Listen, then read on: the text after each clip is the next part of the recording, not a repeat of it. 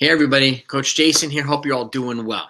So, I want to talk about today a weekly training schedule for a non-race week and a race week. There's a little bit of a difference between the two. And again, I can't speak for all the coaches, but I'm speaking from personal experience, what I've used with my athletes over the last 2 decades as a coach with success. It's up to you to decide whether you want to implement this or modify it to make it work for you and your athletes, which is totally fine.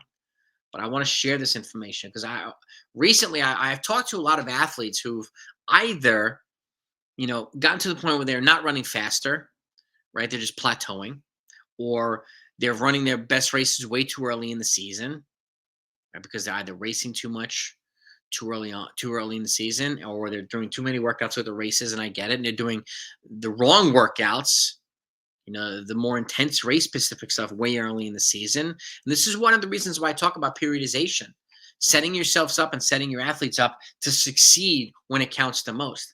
I don't really care about, dual meets and league meet points and all this stuff. I care about, and this is me again, I can't speak for all the other coaches, but I care more about the development of the athlete. Okay. And putting them in a position, especially if you have somebody who's, fast enough to that they can be considered for scholarships. Fostering their health and development is a really important thing there. The last thing I want to do as a coach is to cost somebody a scholarship because I've basically fried them, run them into the ground. I've seen it happen, and I do not want to, I do not encourage that, which is why I talk about stuff here that a lot of other athletes and coaches don't talk about. And I'm going to continue to do that. So if you're a runner or a coach and you want to continue to learn, you want to have dialogue with somebody and learn a lot of information, you want to take advantage of hundreds of videos on this channel for free, make sure that you subscribe to this channel if you haven't done that yet. Okay. And hit the notifications when I go live because I want to interact with all of you folks. I started a TikTok account recently and I got up to almost 12,000 followers in a very short period of time. And people are taking advantage. And now TikTok might get banned on Sunday, right? By unless the Supreme Court of the United States intervenes. So like those folks, I'm telling them, I'm encouraging them to make sure they subscribe here because you've got fully detailed training programs. For those that haven't seen them, take a look at it. I've got high school and college cross country training programs every year. Summer based training every single year and the progression between each year, right? I've got middle distance training programs, distance training programs, 5K, 10K, half marathon, all different milestones. Okay. And I'm going to update these now. I'm going to do more recent ones. Okay. With new kind of components of training in there and so on and so forth. And I will be live when I do it. Not everything with slides. Everything's going to be in writing like it was before. So I don't want you to miss out on any of that. And again, like I would love to get this channel to 10,000 subscribers in a short period of time. So the more people can take advantage of it, the better. And again, one of the things that drives me nuts is there are coaches out there on social media that sell these $1,000 a month. They call it elite coaching and so on, mentoring, whatever they call it, and they're like bankrupting people. And for what? So they can bankrupt other people. I don't want to do that. At the end of the day, if you want to become a better coach or if you want to become a better runner or if you want to run faster, I want to help foster that. Yeah, I do personalized coaching and all that type of stuff, but I'm not here to bankrupt people. That's not what for what? I want you to run faster. I want you to be a better coach, period. So, and this is why I give so much information. Now, right, speaking of that, I'm going to get right into it. Let's get into slide one. Okay, this is a non-race week. Okay, I talk about this for a reason. Actually, let me pull this slide off because one of the things that I'm noticing is that, I'll get back to the slides. Is people again like if people are either racing too much or doing things in a very awkward order, or I'm finding out as upwards of 90% of runners are finding out that they're doing 75 to 80% of their weekly training in zone one. For those that are students of zone 1 and 2, we'll talk about that a little bit. And too much zone 1 training is basically hampering their ability to run faster and continuing to do that. So there's got to be a balance in the training that puts them in a position, puts you in a position to run well and be consistent about it. Want to maximize the peak racing window, whether it's 6 weeks or 8 weeks or whatever it might be. And do you want to peak in the middle of the season? You want to peak at the end of the season? Like I said, I don't care about league meet points or dual meet points. I can't speak for all the other coaches, but I care more about the athlete's development. Last thing I want to be is be the coach that cost my athlete a scholarship because I ran her into the ground. I ran him into the ground or whatever it might be. I do not want to be that guy, that coach. This is why I give so much information. This is why I talk about this type of stuff. This is why I invite an open dialogue so we can learn from each other as coaches. Okay. So with that said, let's get into it. Okay. This is a non-race week schedule. Okay. So Monday I always have an easy recovery run. Why? Because like I said, I find out too much that, and I speak to a lot of folks that they'll race on Saturday and they won't run on Sunday and they'll come back Monday to do a workout.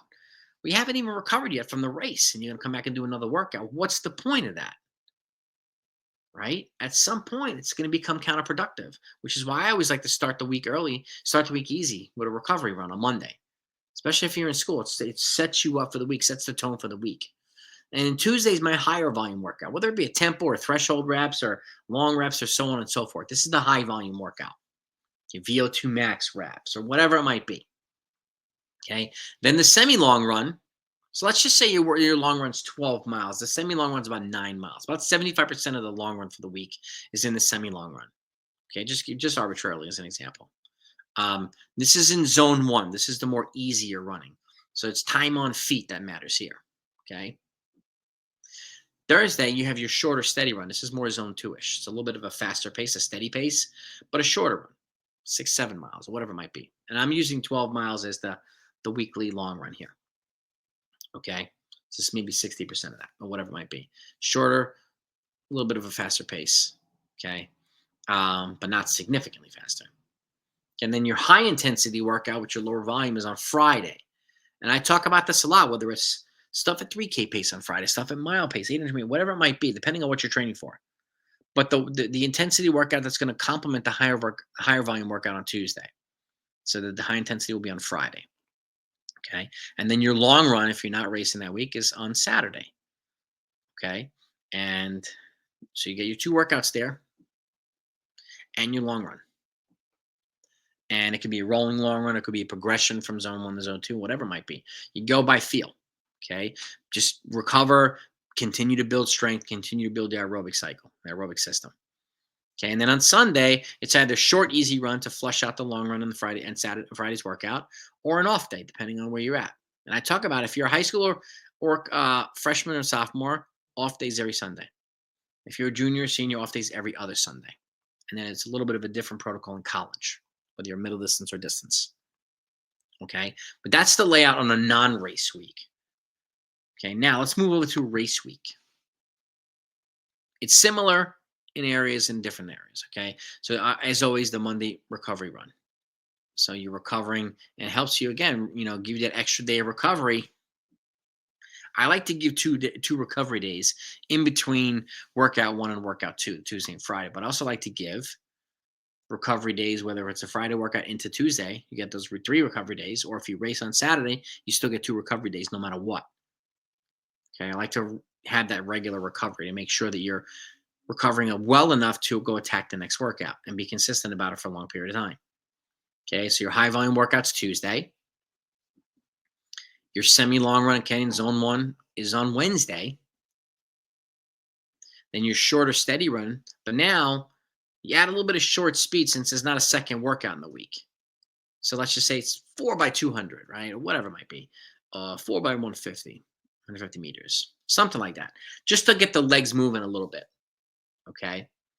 And then you have your easy short run and a couple easy strides on Friday. And then your race day on Saturday. Whatever it might be, high school, track, cross country, college, whatever it might be. Okay. Even at post college. And then a medium run to help, since there's not a long run, a traditional long run on a race week, a medium run, like a steady run.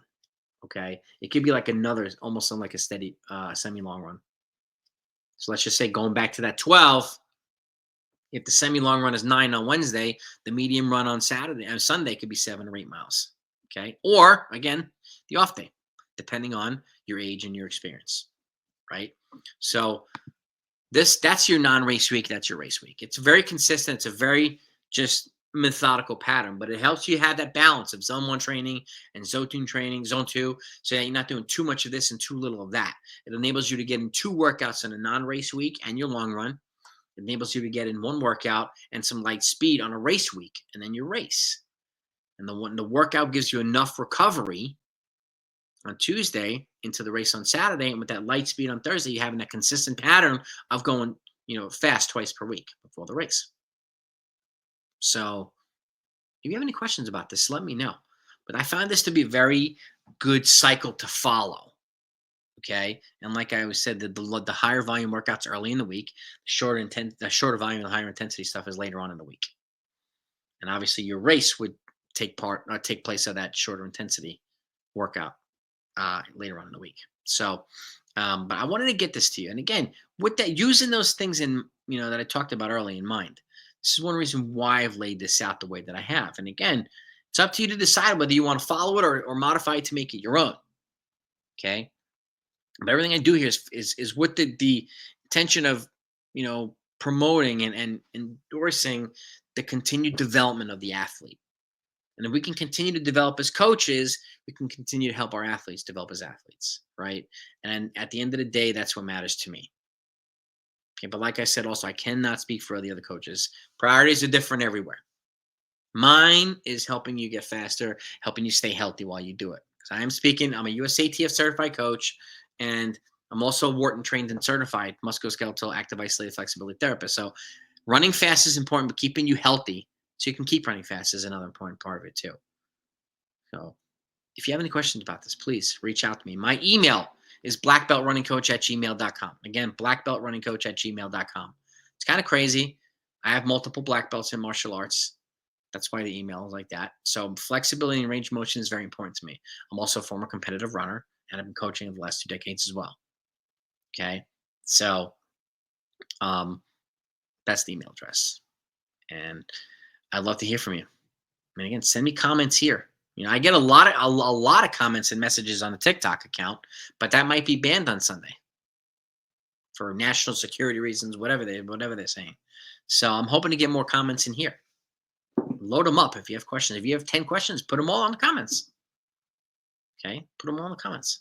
I'd be more than happy to answer them. But again, blackbeltrunningcoach@gmail.com. That's my email, and I always respond to my emails. Okay, so I respond to a lot. I get dozens of emails a week from athletes and coaches, and I'm more than happy to help. So hope you found this informative. If you have any questions, reach out to me. Have a great day and a great season, and I'll talk to you next time.